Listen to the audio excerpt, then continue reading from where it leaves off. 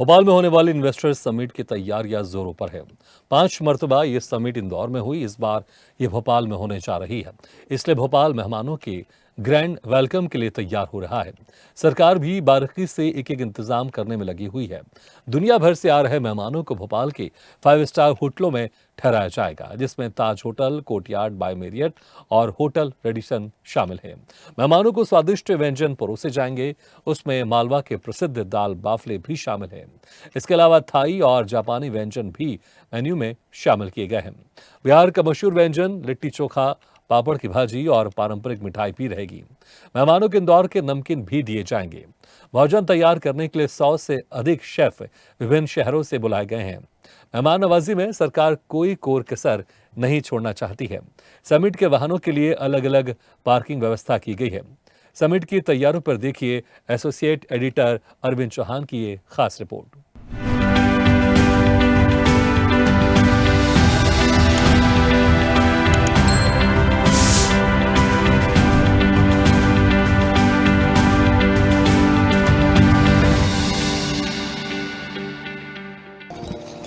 स्वागतम स्वागतम स्वागतम आपका, किस तरह से करूं मैं नमन आपका, यह कहना है मध्य प्रदेश के मुख्यमंत्री डॉक्टर मोहन यादव का।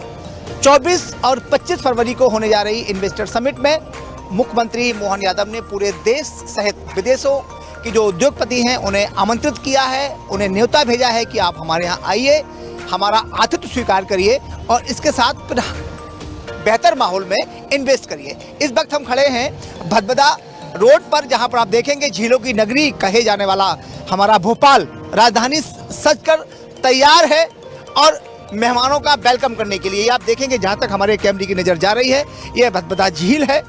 और अच्छी बात यहां पर यह है कि झील के साथ साथ यहां तक ये आप देखेंगे पीछे उस तरफ सड़क है, इस तरफ सड़क है, बीच में ये पानी है, भदभदा झील है। उसके सामने ही देश का ब्रांड होटल ताज के सामने झील। जो यहाँ पर मेहमान ठहरेंगे उन्हें सबसे पहले उठ के यहाँ झील के दीदार होंगे और इसके बाद वो फिर इन्वेस्टर मीट में शामिल होंगे।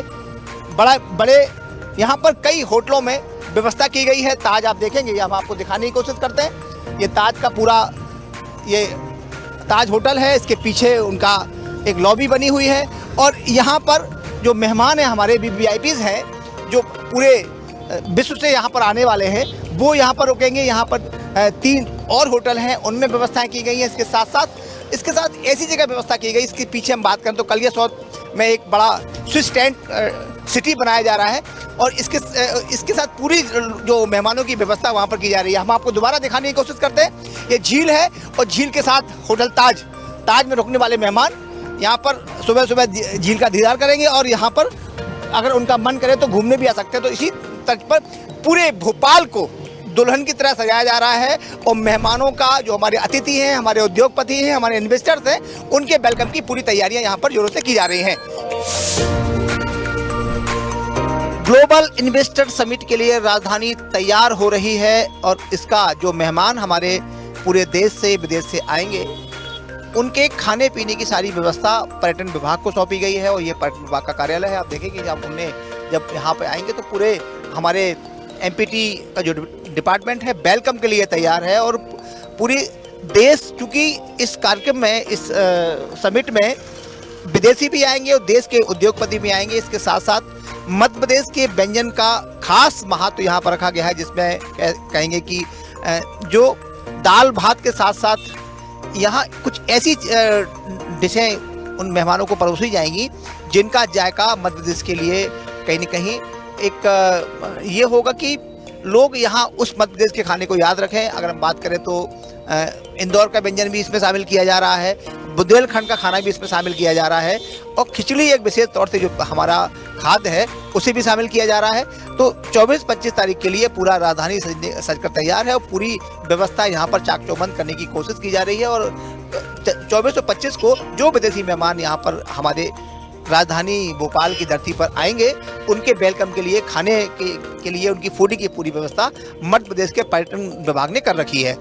भोपाल में होने जा रही ग्लोबल इन्वेस्टर मीट समिट में अब कुछ ही दिन रह गए हैं और पूरी तैयारियां जोरों पर। इस वक्त जो मेहमान आने वाले हैं देश से विदेश से, उनके खाने में क्या होगा, उन्हें व्यंजन क्या परोसा जाएगा। इस वक्त हमारे साथ कॉर्पोरेट सेफ भी हैं और पर्यटन विभाग के अधिकारी भी हैं। सर, कैसे क्या तैयारियां सर कर रही हैं, सबसे पहले तो ये बता दीजिए। और क्या क्या उनकी जो मेन्यू है, क्या क्या होगा उनका, क्या स्पेशल क्या खिलाने वाले हैं? देखिए, दिनांक 24 एवं 25 को ग्लोबल इन्वेस्टर समिट हो रही है। उसमें हम लोग पूरी जोर शोर से लगे हुए हैं कि जो भी मेहमान आ रहे हैं उनको अच्छा से अच्छा भोजन कराया जा सके। उसके लिए हमने ताज, कोर्टयार्ड मेरिट और आयोजन कैटरर इंदौर का, एवं हम स्वयं भी उसमें लगे हैं कि उनकी कैटरिंग अच्छे से अच्छी हो।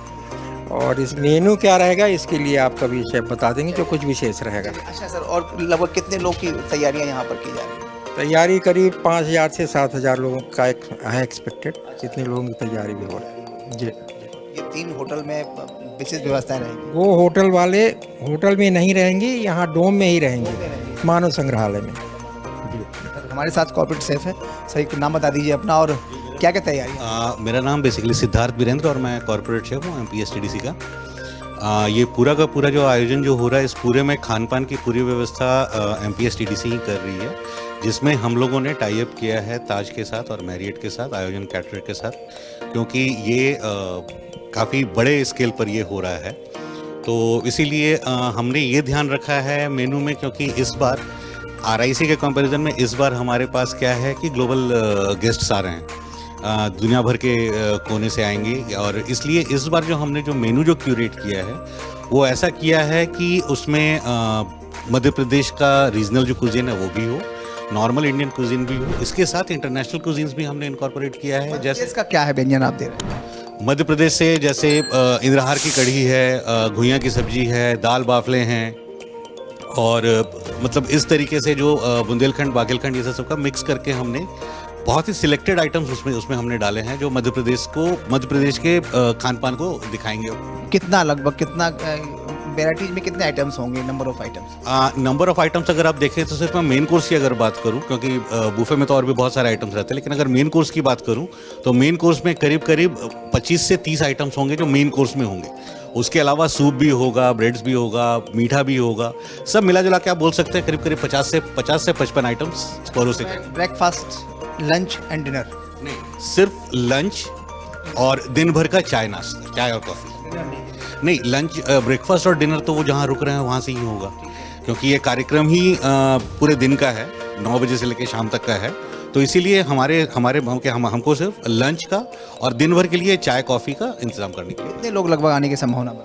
लगभग आप ये समझ लें कि तैयारियां तो हम करीब 7,000-8,000 के आसपास का कर रहे हैं, क्योंकि 2 दिन डिस्ट्रीब्यूटेड है। तो 2 दिन डिस्ट्रीब्यूशन में मानना यह है कि पहले दिन ज़्यादा होंगे। सर, ये और जानना चाहते हैं कि दूसरे दिन का जो फूड होगा उसमें क्या वैरायटी आप देने वाले हैं? कि जो फर्स्ट डे है वो दे रहे हैं या कुछ डिफरेंट टाइप का? नहीं, पहले दिन से बिल्कुल अलग आइटम्स जो पहले दिन दे रहे हैं, उसमें कॉमन अगर आप बोलें तो सिर्फ नान रोटी ही होगी। बाकी जितने भी आइटम्स होंगे, यहाँ तक कि सूप, स्नैक्स और मेन कोर्स का पूरा मीठा, पूरा बिल्कुल अलग होगा। दोनों दिन अलग अलग मेनू है पूरा। क्या लगता है कि यहाँ के लोग जाएंगे तो निश्चित तौर पे जो आपके हाथ का बनाया हुआ खाना याद करेंगे ऐसा? ताकत के साथ तो ताकत तो पूरी लगा रखी है, और अभी तक करते आए हैं, आगे भी करेंगे। तो साफ तौर पर जिस तरीके से मेहमानों का स्वागत के लिए पूरा राजधानी सजकर तैयार है, अब बस खाने की बारी थी, तो खाने का पूरा मेन्यू तैयार हो गया है।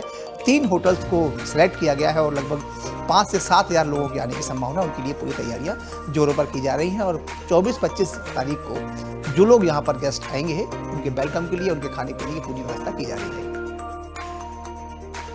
इन्वेस्टर मीट के लिए मेहमानों का, जो इन्वेस्टर्स आएंगे, जो उद्योगपति आएंगे, उनके रहने की व्यवस्था यहाँ पर पूरी जोरों से चल रही है। इसके साथ साथ उनकी गाड़ियों की पार्किंग की व्यवस्था आप देखेंगे। जो सामने हमारे ग्राउंड आप देख रहे हैं, ये सैर सपाटा के सामने का ग्राउंड है। यहाँ पर जो लोग होटल ताज में ठहरेंगे या उसके आसपास जो व्यवस्था की गई है, उनके वाहन यहाँ पर पार्क होंगे, क्योंकि इतनी ज़्यादा संख्या में लोग आने वाले हैं। और जो लोग अपने निजी वाहन से आएंगे, उनके वाहन चालक यहाँ पर अपनी गाड़ी रोकेंगे। इसके पीछे ही आप देखेंगे कि ये जो सैर सपाटा का जो भदभदा का जो लेक है या झील है, वो है। इसके साथ जो लोग यहाँ पर उतरेंगे, हो सकता है कि सैर सपाटा को भी खोल दिया जाए। हालांकि अभी ये कहा गया है कि सैर सपाटा उस दिन प्रतिबंधित रहेगा क्योंकि ज़्यादा भीड़ आने से, लेकिन आम आदमियों जो पर्यटक हैं उनके लिए सैर सपाटा को बंद रखा जाएगा 24 और 25 फरवरी को। और हम स्वदेश न्यूज़ भी उन लोगों से अपील करता है कि 24 और 25 फरवरी को यहाँ पर वो ना आए, क्योंकि यहाँ पर विदेशी मेहमान बहुत सारे आएंगे और उनकी यहाँ पर हो सकता है कि उनकी व्यवस्था यहाँ पर रुकने की और यहाँ पर सैर सपाटा घूमने की व्यवस्था की जाए, लेकिन आम आदमियों के लिए ये सैर सपाटा बंद रहेगा। और इसके सामने जो मेहमान हैं, जो हमारे आगंतुक हैं, उनके पार्किंग की व्यवस्था सामने की गई है। कैमरा पर्सन संजय के साथ अरविंद चौहान।